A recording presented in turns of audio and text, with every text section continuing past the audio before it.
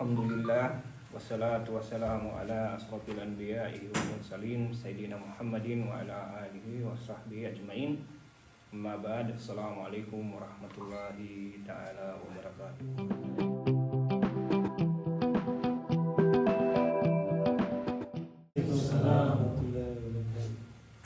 Sa pagpapatuloy ng ating programa bilang sa pagkwento ng talambuhay ng ating mga sahaba. Alhamdulillah, papasalamat natin kay Allah na nabigyan pa tayo ng isang lang natin kay Allah lahat kung ano man. Ngayong araw, ang napili kong sahaba na ikwento ay si Khubayb ibn Adi. Nais kong ihingi ng paumanhin at tawad sa ating Sheikh na siya yung pumili kay Sumama Usal ibn Usal na hindi ko pa na-research inshallah sa susunod kung may time. Si Khubayb ibn Adi, correct na? Sheikh no? Adi? Ay isa siya sa mga tribo Aus na sa Ansar sa Madina. Isa rin siya sa mga naunang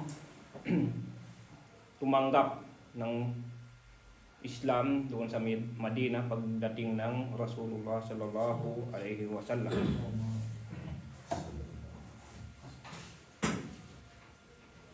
Wala akong nakitang petsa kung kailan siya ipinanganak. Walang riwaya o walang ma-search. Tapos si Khubayb radhiyallahu anhu, isa siya sa mga lumahok o nakipagdigma sa Badar noong ika-2 taon pagtatapos ng Hijrah. At siya ang nakapatay sa isa sa mga matataas na tao doon sa Quraysh. Yung mataas yung reputasyon niya doon, si Al-Harith ibn Amr ibn Naufal. Since napatay niya yun, yung pamilya ng Al-Harith gustong gumanti sa kanya. Pagkatapos ng Badar, ang tribo ng Adal at Qara ay humingi ng tulong sa Rasulullah sallallahu alaihi wasallam para magpadala doon sa kanila ng magtuturo upang turuan sila ng Islam. Doon ang propeta ay nagpadala ng maliit na grupo at ang kanilang pinuno ay si Asim ibn Sabit radhiyallahu anhu.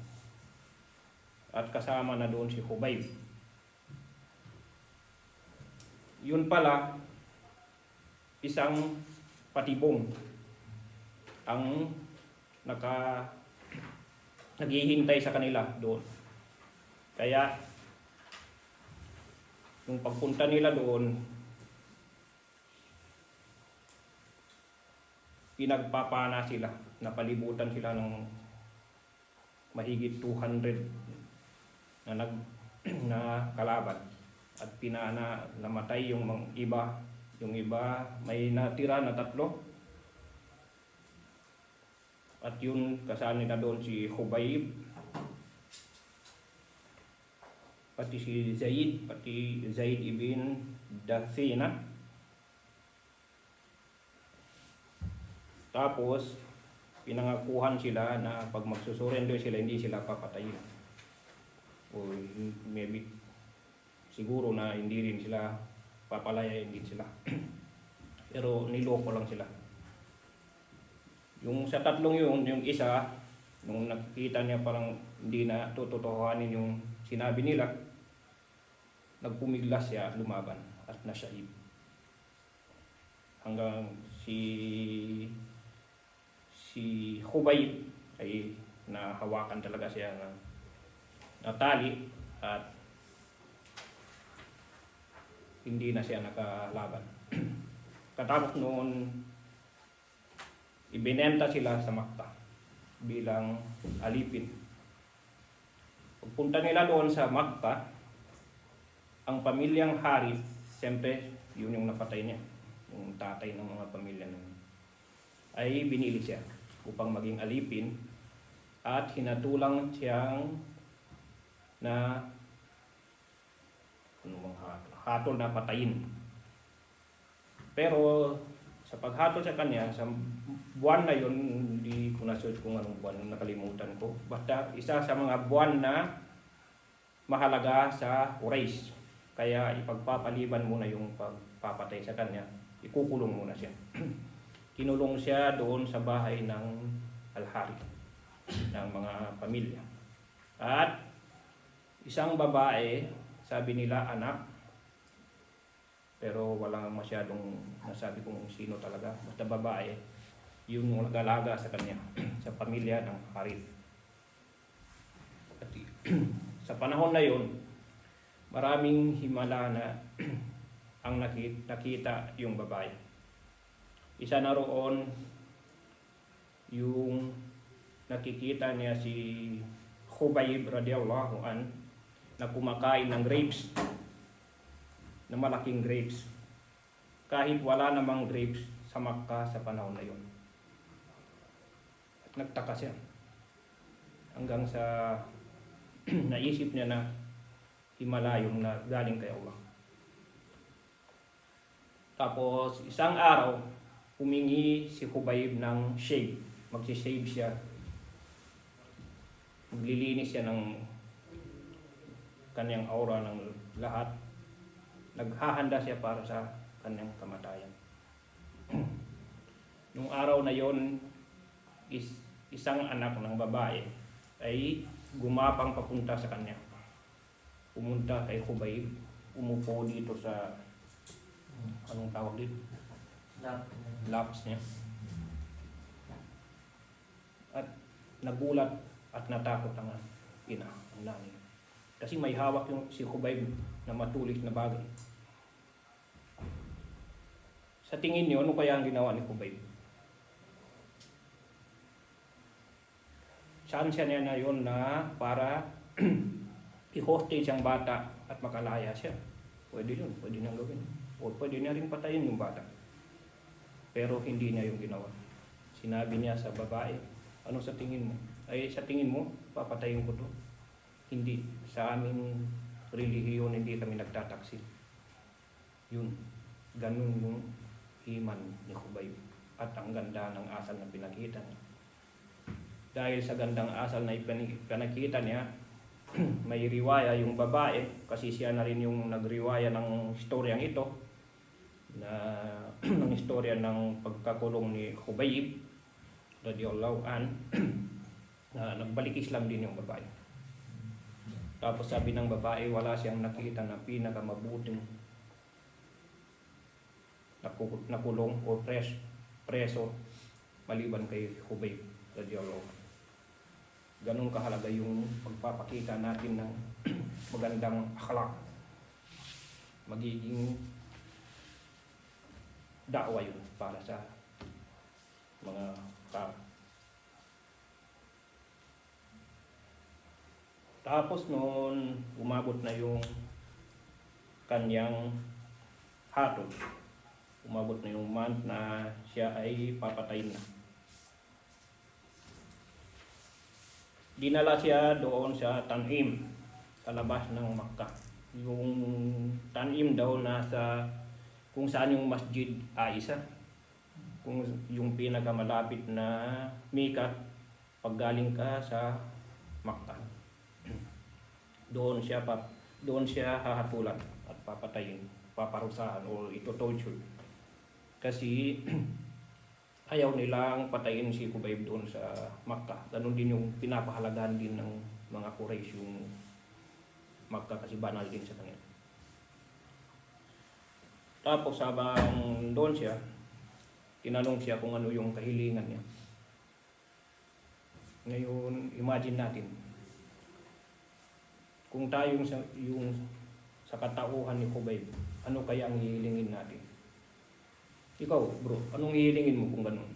Kung alam mo, mamamatay ka na.